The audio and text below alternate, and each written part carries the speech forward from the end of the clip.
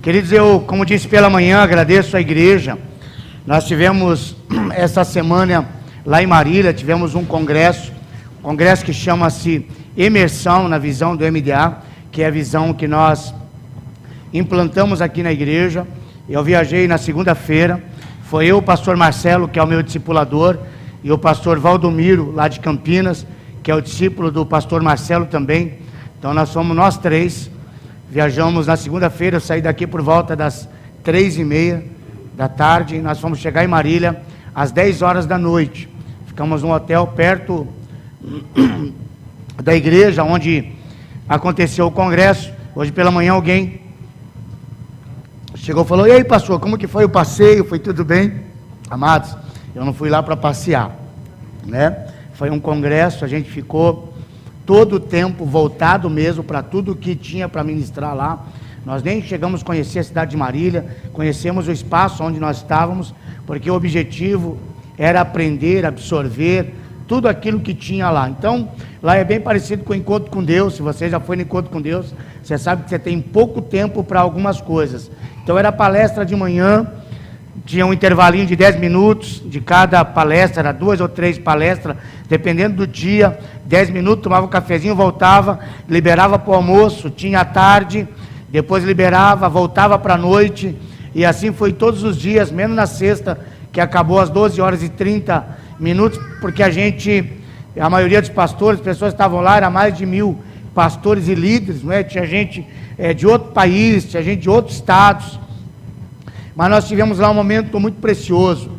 E quando eu disse para os irmãos, a minha vontade de ir para lá, não só para aprender, mas também para ser renovado espiritualmente. Eu agradeço a igreja, por a igreja nos proporcionar, nos dar esta oportunidade, não é? de crescermos, de aprendermos e de trazermos isso para a igreja. Teve um dia que eu não estava bem de saúde, né? Alguns dias, lá eu não fiquei muito legal. E até os meninos falaram: acho que era melhor você ficar no hotel dando uma descansada. Eu falei: não vim aqui para descansar, eu vim para observar e absorver tudo aquilo que tem, não é? Foi assim mesmo, Deus renovou, Deus curou. Então nós fomos lá para isso. E o que nós aprendemos lá, você aos poucos, você vai aí perceber algumas mudanças assim, espiritual. Uma das coisas que nós aprendemos muito lá é o poder da oração. Eu disse de manhã, por exemplo, e não pregar a palavra de Deus que seja maldito. É forte. Mas um líder lá, para subir no púlpito e pregar, ele tem que orar no mínimo 3 horas por dia. Não pode orar menos que isso. As crianças lá, elas são ensinadas a ler a Bíblia e orar pelo menos meia hora por dia. A maioria dos líderes de células, eles têm um quartinho separado onde eles oram. É uma igreja que ora. É uma igreja no mover de Deus através da oração. A oração. Então a gente pode aprender muito a respeito da oração. Não fomos lá aprender apenas algumas coisas de modelo, como que faz, mas aprender sobre a oração. Agora, quando a gente fala em modelo, MDA, talvez você ainda não saiba o que é isso, que é modelo de discipulado apostólico, que tem a ver com o livro de Atos, e eu quero estar falando aqui em alguns domingos a respeito disso. Hoje eu vou falar célula, o poder da igreja nos lares. Diga assim: célula. O poder. Diga poder. Da igreja nos lares ou nas casas. Então a célula é o poder. Sabe, querido, às vezes a gente faz algumas coisas sem saber por que a gente faz. Todos nós temos alguns hábitos na vida, de algumas coisas que nós fazemos, mas nós não temos o conhecimento por que nós fazemos. Quer ver uma coisa? Quantos aqui são casados? Quantos aqui têm aliança? Aonde você leu, ouviu que você tinha que colocar uma aliança no dedo? E por que tinha que ser esse dedo que você colocou?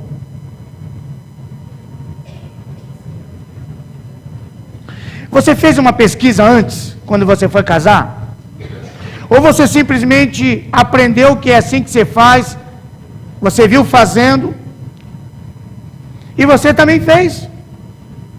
Mas você não sabe, por exemplo, Esse anel, que a gente chama de aliança, se encontra na Bíblia? Você tem a palavra aliança, mas você não tem isso aqui na Bíblia. Até porque a cultura é diferente, casamento é diferente, mas você faz. Mas por que você faz e não questiona? Porque você faz e não questiona porque é algo bom. Não é algo que te traz, não é um pecado, não é uma decisão que você toma de alguma coisa errada. Então tem coisas na vida que nós fazemos, mas às vezes nós nem questionamos porque fazemos. Lá em Oséias capítulo 4, no versículo 6, ele vai dizer o seguinte: o meu povo se corrompe, o meu povo é destruído por falta de conhecimento. Ele vai dizer que a falta de conhecimento, por nós não conhecermos algumas coisas, e aí eu entro para princípios bíblicos e da palavra de Deus, às vezes porque nós não temos conhecimento de algumas coisas, deixamos de praticar, e porque não temos conhecimento e deixamos de praticar, então nós não recebemos os benefícios espirituais daquilo sobre a nossa vida, mas nós não conhecemos. E muitas vezes, porque nós não conhecemos, criticamos. Porque nós não conhecemos, achamos que não é legal. Porque nós não conhecemos e não praticamos da maneira que deve ser praticada ou orientada pela palavra de Deus.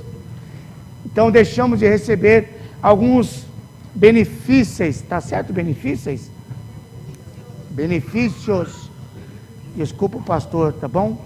Ele repetiu, não tem um português bom, mas que o Espírito Santo codifique na tua mente aí. Mas eu estou estudando, tá? Para melhorar. Daqui 10 anos eu vou ficar melhor. Fala amém, pelo menos. Me ajuda aí, ó. Oh, se vocês começarem a ficar com essa cara de morto, eu pregar aqui, eu não vou pregar mais.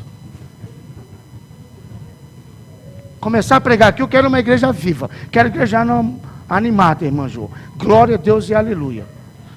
Descruza o braço aí, e quando eu falar aqui, a senhora fala glória a Deus. Pelo menos a senhora. De manhã tinha o Edson. E sorri. Tira essa... A senhora está encarregada de falar glória a Deus, aí a igreja vai junto com a senhora.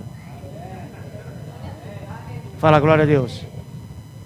Aleluia, que glória a Deus maravilhoso. Oh, glória a Deus tremendo. Senti a unção com esse glória a Deus. Por isso eu quero falar com você sobre a igreja. Cela, o poder da igreja nos lares. Eu não estou aqui, querido, em nome de Jesus, como eu disse de manhã, para você que não vai, não há problema, você que decide isso. Nós apenas precisamos aprender quais são os princípios. Nós precisamos entender por que fazemos. Porque nós não vamos copiar o modelo. Não é um modelo. Porque eu entendo que a roupa de Saul não cabe em Davi. Não adianta a gente pegar algo enlatado. O que nós precisamos entender são princípios. O que é que está por trás? A gente não pega uma roupa de Saul e vai colocar em Davi aquela armadura. Não, ele disse, olha, eu não consigo andar. Não cabe nele. O que nós precisamos entender e aprender. Demorou? Está ruim? E como que a gente vai gravar? Vai conseguir sair na televisão isso aqui? É isso? Mas você é chique, você é do R. Soares. Eu me sinto... Esse R. Soares, quando eu estou com isso aí, com o negócio, estou seguindo. Você pode ver que até faço igualzinho a Jesus Cristo, não é? Agora eu me senti meio...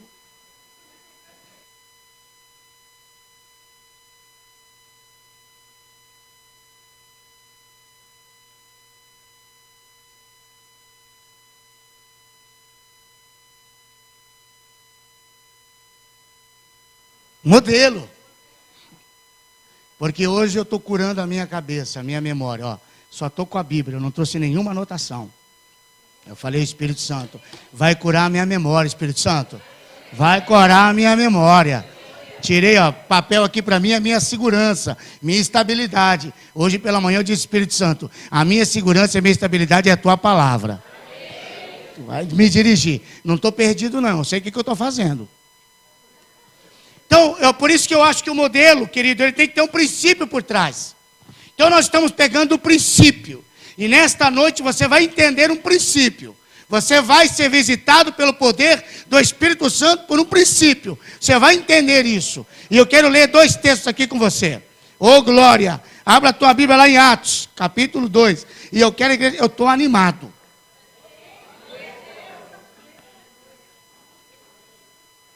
Eu estou...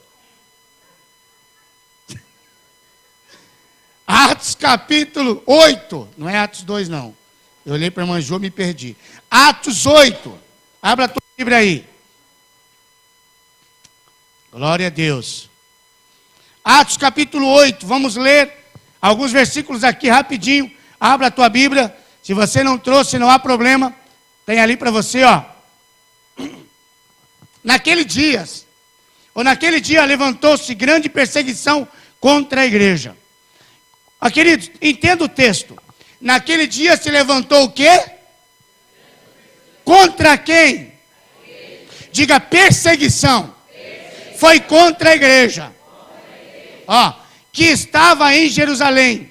E todos, exceto os apóstolos, foram dispersos pela região da Judéia e de Samaria.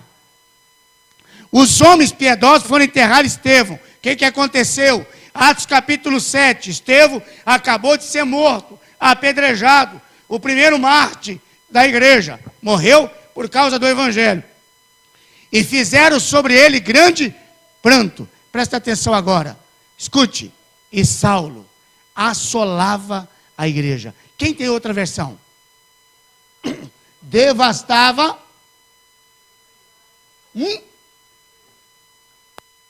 Destruía. Outra versão? Aonde? Acabava. Quem mais? Então Saulo destruía a igreja. Saulo acabava com a igreja. Saulo devastava a igreja. Como? Entrando pelas... Engraçado, não era pela sinagoga. Não era pelo templo. Era pela casa. O texto não está dizendo, Paulo perseguia a igreja fechando os templos. Paulo perseguia a igreja acabando com as reuniões nos salões. Não. O texto diz que Paulo assolava, destruía, acabava, arrastava a igreja entrando pelas casas, levando-os para a prisão, matando. Por que casa? Por que não eram os salões?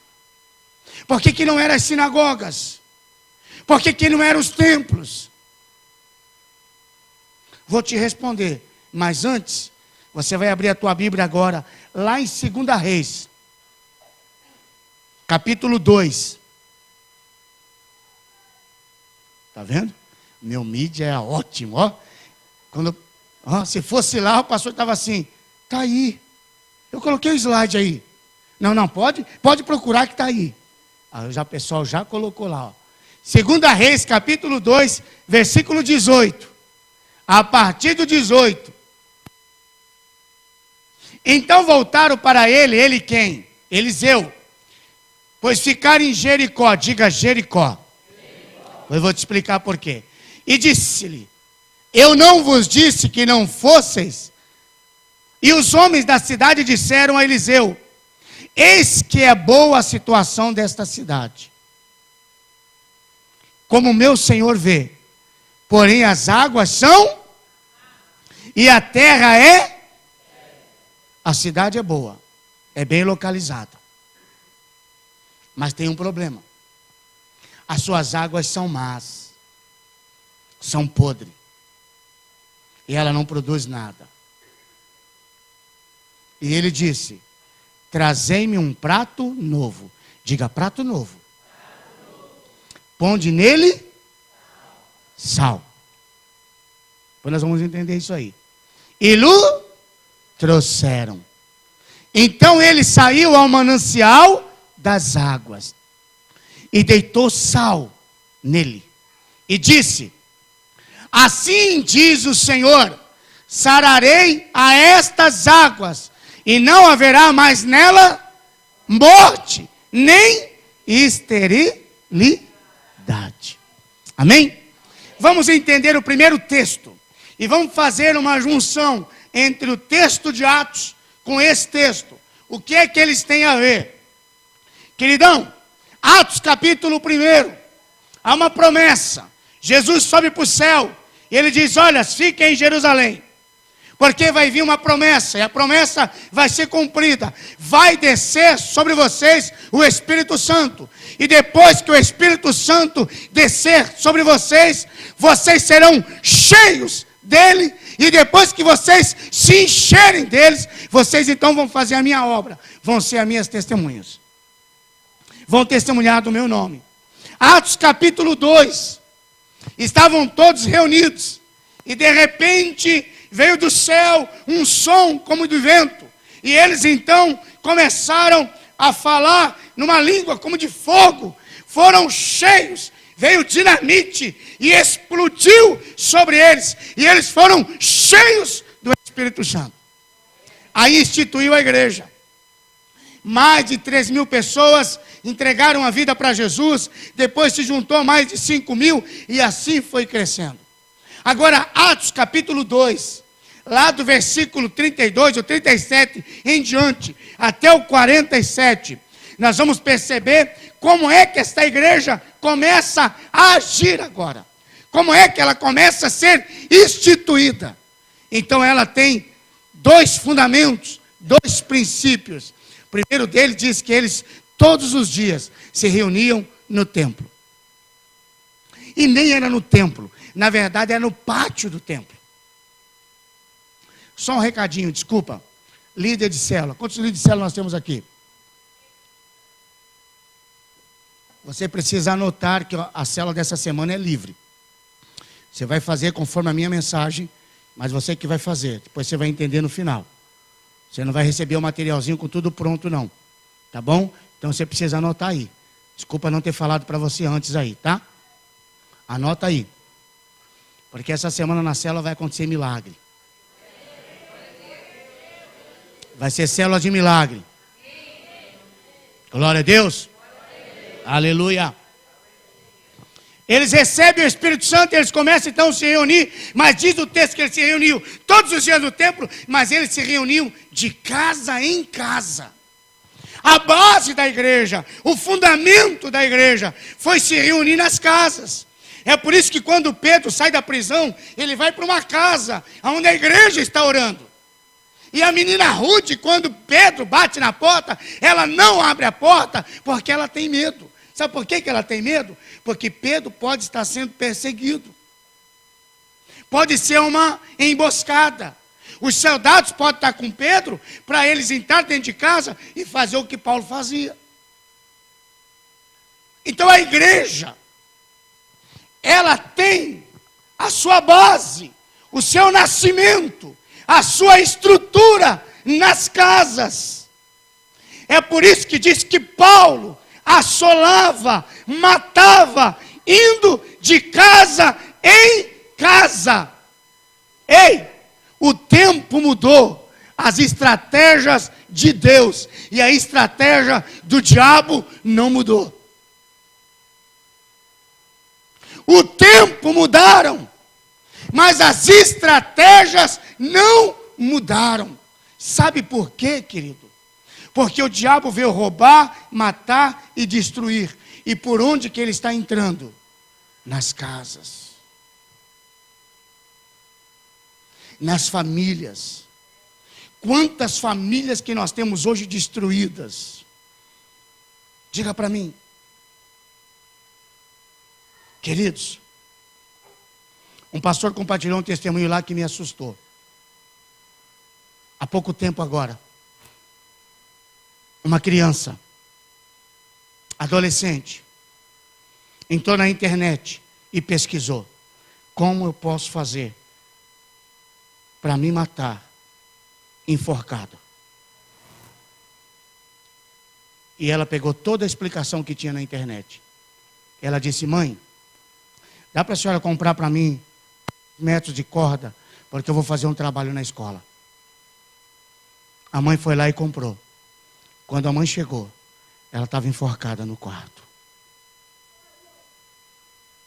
Por onde? Pela Inter.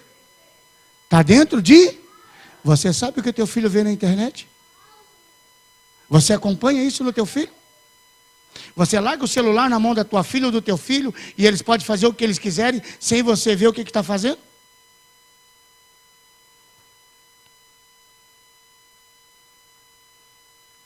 Um pastor americano que ministrou lá para nós, ele disse que nos Estados Unidos, um site de relacionamento, sabe esse site de relacionamento, tem solteiro, casado, sei lá, eu não sei como funciona, eu nunca entrei. Eu sei que tem. Um site lá famoso. Um hack, é hack que fala? Esse negócio aí que entra. Hoje está difícil. Pegou uma lista. Então ele começou a chantagear as pessoas, porque senão ele ia publicar. E ele acabou publicando. O assustador não foi a lista de pessoas. O assustador foi que na lista tinha 400 pastores. 3 deles, principalmente um que era diretor de um seminário. 3 deles se mataram.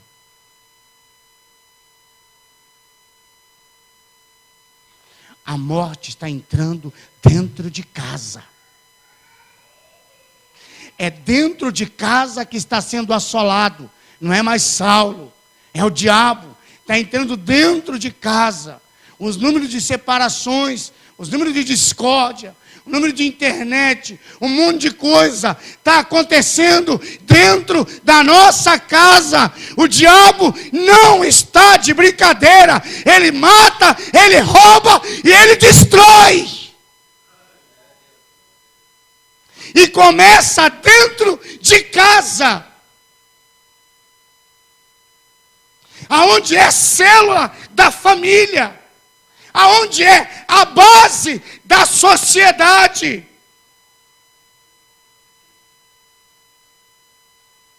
A família destruída, a sociedade é destruída.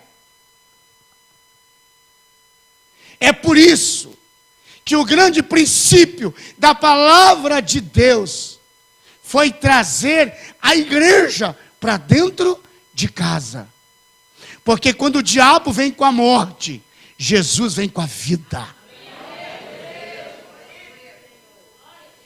Porque se o diabo entende que o lar é onde ele pode matar, Jesus entende que a casa, o lar, é a fonte de vida. Até porque, escute o que eu vou te dizer, Deus veio nessa terra e ele poderia vir de qualquer outra maneira, mas ele escolheu uma casa para vir. Ele escolheu uma família para nascer. Jesus, depois de 40 dias no deserto, você aprendeu aqui a semana passada, ele foi operar o primeiro milagre. Ele poderia ter feito qualquer tipo de milagre maravilhoso. E nós estaríamos falando dele agora, a respeito desse milagre. Mas ele escolheu uma casa e um casamento para transformar água em vinho. As talhas de água significava águas da purificação. As pessoas chegavam ali e tinham que se banhar, tomar banho, para comer ou para entrar na casa. Quando Jesus transforma a água em vinho, Jesus está dizendo: vocês não precisam mais de água agora para se purificar, vocês vão se purificar pelo meu sangue. É o meu sangue que te lava e que te limpa de todo o pecado. Mas começou dentro de casa. Começou no meio de uma família, de um casal. Agora, o que tem a ver com o texto de Reis? O que tem a ver isso com o texto de Reis? Tem a ver. Sabe por quê? Porque o texto diz que Jericó... Sabe o que significa o nome Jericó? A cidade mais velha que nós temos no mundo, mais de 10 mil anos, chama-se, o nome significa cheiro, significa perfume. Agora, uma cidade que tem nome de cheiro, perfume, alguém diz: é uma cidade bonita, é uma cidade bem localizada, mas é uma cidade que não produz. Sabe por quê? Porque as suas águas estão podres, as suas águas estão contaminadas. A mulher que está grávida e bebe dessa água, ela aborta. Os animais que bebem dessa água, eles morrem. Quando joga essas águas nas plantas, elas morrem. Essa cidade tem tudo para dar certo, mas é estéril, não produz nada. Ei, olha para mim. Talvez você olhe para a tua família e você diz: a nossa família tem tudo para dar certo, mas nós não produzimos nada. Talvez o nome da sua família seja cheiro, perfume, mas é o que é que está exalando hoje. Talvez você olhe para a tua família e diz: tem um bom emprego, aqui em casa não falta nada, mas a gente vive uma vida miserável. Ninguém se entende. Talvez você olhe e diz: não sei, porque a gente não rompe, porque não prospera, porque as coisas não vão para frente. Porque o nome da sua família é cheiro, é perfume, mas as águas estão podres, existe morte.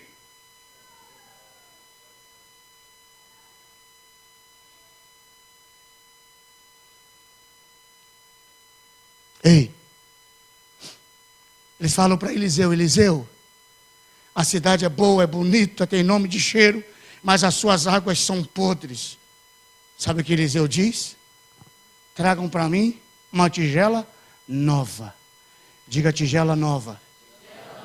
Não é tigela antiga, é tigela nova. Por que tigela nova? Porque nós precisamos entender, igreja, entenda. Odres novos recebe vinhos novos. Não se coloca vinhos novos em odres velhos. A igreja precisa entender que vivemos um novo tempo. E nesse novo tempo precisamos viver coisas novas em nome de Jesus. Nós precisamos romper. Ele diz: me traga tigela nova e me traga com sal. E quando trouxeram a tigela nova com sal, ele colocou aonde? Ele colocou aonde? Olha o texto diz: Eliseu, a cidade é boa, é bem localizada, mas as suas águas estão contamine, me traga tigela nova e me traga o sal. Aonde é que ele colocou?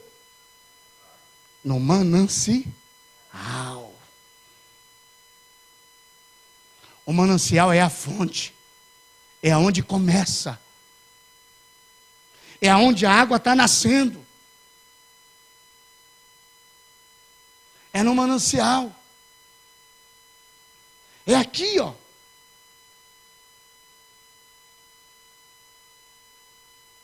Agora, por que sal? Ah, pastor, vamos fazer o sal grosso? Curar as famílias? Colocar sal na igreja? Vamos passar por cima? Então esse negócio de sal é de Deus. Queridão, por que sal? Deixa eu dizer uma coisa para você. Porque quando Jesus veio aqui na terra, lá em Mateus, quando ele começa a pregar no Sermão do Monte, ele diz para a igreja: vocês são o sal da terra, a luz do mundo. A gente reclama da nossa política. Nós reclamamos dos alunos da escola. Nós reclamamos da nossa sociedade. E nós falamos: o Brasil é um país que pode dar certo.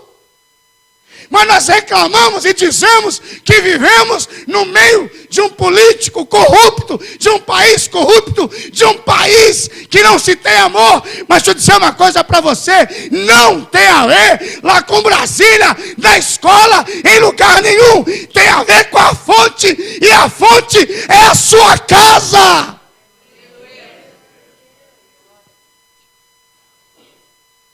O sal tem que começar lá dentro da sua casa, porque a fonte é a sua família. Se a sua família está debaixo da presença de Deus com os seus filhos, então esse manancial, esta água, vai ter filhos abençoados, vai para a escola, vai para a política, vai para a empresa, e aí nós vamos começar a salgar a fonte, que é a sua casa.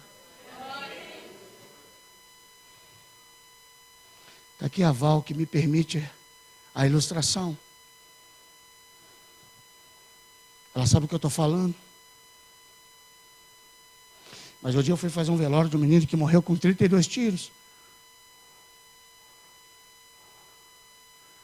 Mas quando chegou em casa, com a primeira coisa que não tinha que chegar, a mãe tinha que te falar o seguinte: você trouxe da onde? Quem te deu isso aí? Você vai pegar e vai levar de volta. Isso aí não é seu. Estou falando do sobrinho dela. Foi algo público, né, Val?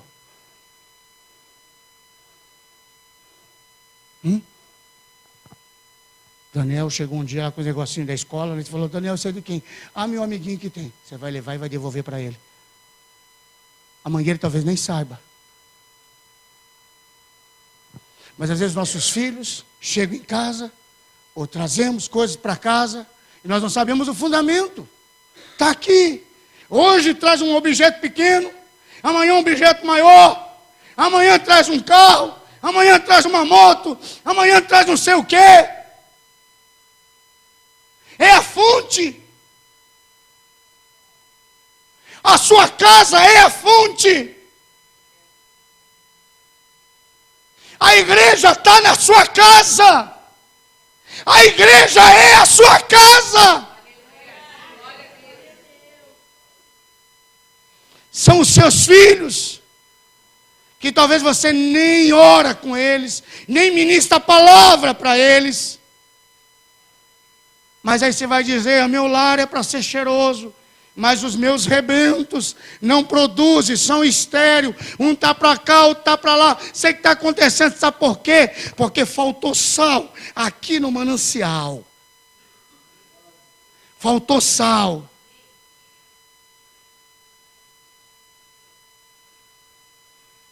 Lá uma criança, ela é orientada pela salinha das crianças a orar, meia hora, ler a palavra e orar. Lá, líder de célula começa com 8 anos de idade, com supervisão de um adulto. Uma menina de 14 anos deu testemunho. Ela começou com 8 anos, ela tem 14. E a célula dela já produziu mais de 150 pessoas. E ela mostrou o que ela fez. Ela não fica fazendo a reunião só nas quartas-feiras que é lá. Ela faz a visita ao hospital, ela leva a célula dela para o hospital, com as crianças, faz trabalho com as mães, com os pais. Ela tem as crianças e ganha os adultos. Paixão, Paixão, paixão, vida com Deus. E a estratégia vem do Senhor. E o sal vai salgando. As pessoas vão se convertendo. E daqui a pouco a cidade de Marília é do Senhor Jesus. Sal no manancial. Em vez de nós ficarmos falando mal do que está acontecendo no país, vamos olhar para dentro de casa o que está acontecendo dentro de casa. Vamos começar aqui. Consagrando os nossos filhos, orando com os nossos filhos, ensinando os nossos filhos. Tigela nova, é um novo tempo. Pega o sal e vai no manancial e coloca o sal no manancial. Começa dentro de casa.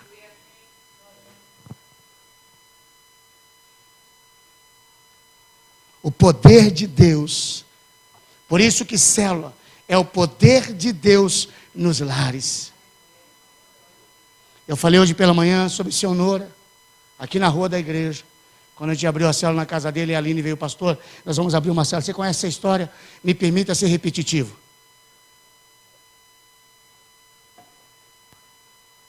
Ele fumava, vendia umas bebidas. Conversei com ele, falou, pode abrir. Eu falei, mas é toda quinta-feira. E nós abrimos uma célula lá na casa dele. Ele não participava, ele ficava lá no quarto, ouvindo o radinho dele, e não vinha para a sala. Menos de 6 meses, a célula dentro da casa dele, ele parou de fumar. Lá no quarto. O ano passado, ele foi convidado para vir aqui, no Dia dos Pais. Ele veio para a igreja. Nunca mais saiu. Entregou a vida dele para Jesus. Um tempo desse ele falou, pastor, eu estou vendendo uns bebidinhos lá, tal, o que o senhor acha? Pode, não pode, é errado ou não? Eu disse, senhor, quem sou eu? Para dizer para o senhor o que é certo ou errado. Quem vai dizer é o Espírito Santo. É o Espírito Santo que convence. Ele parou, não faz mais. Sabe o que é isso? Quando o sal chega, o poder de Deus chega, começa a invadir a casa, começa a sarar o que está podre, as fontes começam a ser águas boas, o sol começa a salgar. É a glória e o poder de Deus. Está aqui o senhor Antônio que eu posso citar, né, senhor Antônio? Está aqui o senhor que eu posso citar, o senhor já deu testemunho público aqui. Quando a célula começou na casa dele. Quantos anos na igreja? E qual era a maior dificuldade de São Antônio? O cigarro. Do qual ele não tinha orgulho, se envergonhava. A célula começou dentro da casa dele. E o coração dele começou a ficar pesado. O Espírito Santo começou a cobrar. E ele diz, eu não posso mais continuar com essa vida. O Espírito Santo veio sobre ele. O senhor fuma? Nunca mais. Aleluia!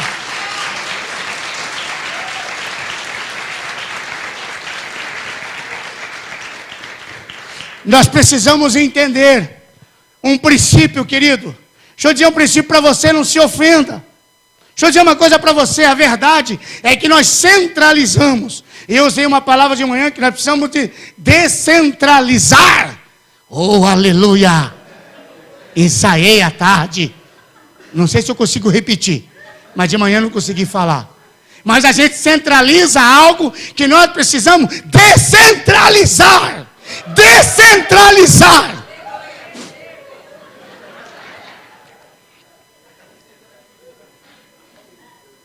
Sabe o que é isso?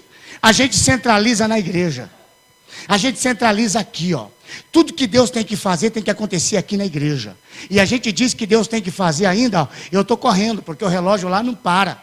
Mas sabe o que acontece? A gente tem que falar, Deus, começa o culto tal hora, e Deus, é 1h30, 2 horas, o Senhor tem que agir aí, os paralíticos têm que andar nessa hora, os surdos têm que ouvir, o pastor vai pregar, vai orar, as coisas vão acontecer. Deus, é aqui que acontece. E acontece, querido. Eu não estou dizendo que é errado. Mas deixa eu dizer uma coisa para você, as coisas não podem simplesmente apenas a gente achar que vai acontecer no culto de celebração. O culto de celebração é para você vir, se encher da glória, se abastecer da glória, receber a unção do Senhor para desaguar dentro das casas e dos lares. Sabe por quê?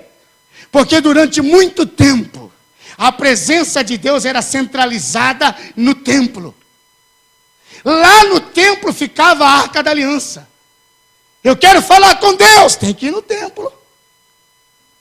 Eu quero ser curado, tem que ir no templo. Eu quero pedir perdão pelos meus pecados, o sacerdote tem que ir no templo. A presença de Deus é centralizada. Está no templo. As pessoas querem ter relacionamento com Deus, vão para o templo. Ei, Jesus veio, morreu na cruz, e a primeira coisa que aconteceu, o véu do templo se rasgou de alto a baixo. Deus não está preocupado com o templo, Deus se preocupa com você. Deus não está preocupado se nós estamos num ambiente com ar-condicionado ou não. Não há nada que a gente possa fazer para melhorar isso daqui que atrai a presença dEle. A presença dEle é atraída pelo teu coração. A presença dEle é atraída pela tua presença aqui. Sem a tua presença aqui, esse lugar não tem sentido. Amanhã a gente pode vender isso daqui. Ia comprar um outro prédio maravilhoso lá na entrada da cidade. Sabe? E aí você vai passar aqui e vai dizer, nossa, agora é um bar. Misericórdia, era a casa do Senhor. Deus não está preocupado com o lugar, Deus está preocupado com o teu coração. Quando o véu do templo se rasgou, Deus agora não habita em lugar, Deus agora habita em você. Deus está no teu coração. Você é o templo do Espírito Santo. É por isso que a gente vem aqui uma vez por semana, mas a igreja precisa acontecer em casa todos os dias. É lá, é na sua casa. É nas casas. Eu disse pela manhã e profetizei. Não sei se você sabe, mas quase todas as ruas do nosso bairro aqui, nós temos uma cela. E algumas ruas até duas. Mas nós vamos começar aqui, começando a jogar sal aqui. Nós vamos começar a jogar sal no bairro de Jardim Rosimeire, que é a quarta gleba. Vamos para a terceira, vamos para a segunda, vamos para a primeira, vamos para Itapevi, vamos para Cotia. O sal vai salgar em nome de Jesus.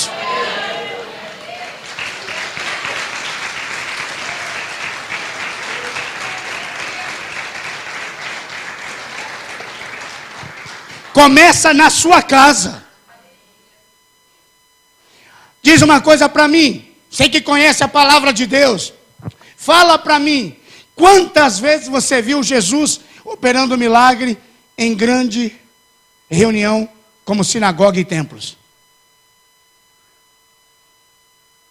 Quantos milagres você lembra?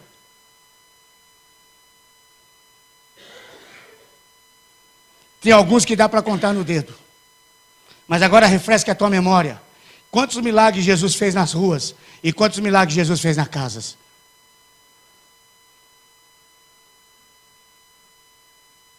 Quantos? Paralíticos andaram, cegos viram, surdos ouviram. Foi rápido, hein? Os meus críticos de plantão aí, foi rápido, hein? É, porque depois de Cael e Abim, estou esperto. Estou ligeiro agora. Então, os meus críticos de plantão já estou corrigindo imediatamente. Porque logo me mandaram o WhatsApp. Depois de comer do vinho e beber do pão, agora veio Cael e Abim. São as pérolas. Né? São as minhas pérolas. Vou escrever um livro um dia sobre as minhas pérolas. Amém? Quando tiver nada para fazer na vida, eu vou escrever, porque não significa nada isso aí. Não vai edificar em nada. Um dia que eu tiver velhinho, aí vou tentar escrever lá. Né? Só para ficar aí, para você rir. Um dia que eu morrer, você vai rir. Oh, esse pastor aqui, olha, ele falava uns negócios errados. Aí você ri. Amém? Que amém?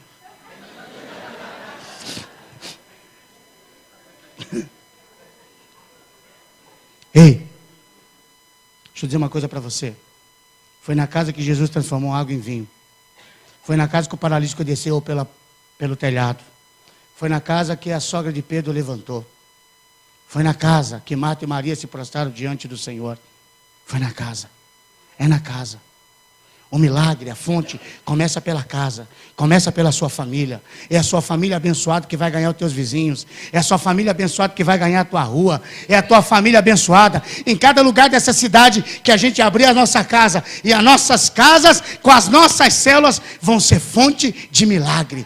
Oh, o paralítico vai andar, surdos vão ouvir. As pessoas que estão com câncer serão curadas. É na casa. Vai acontecer, como já tem acontecido.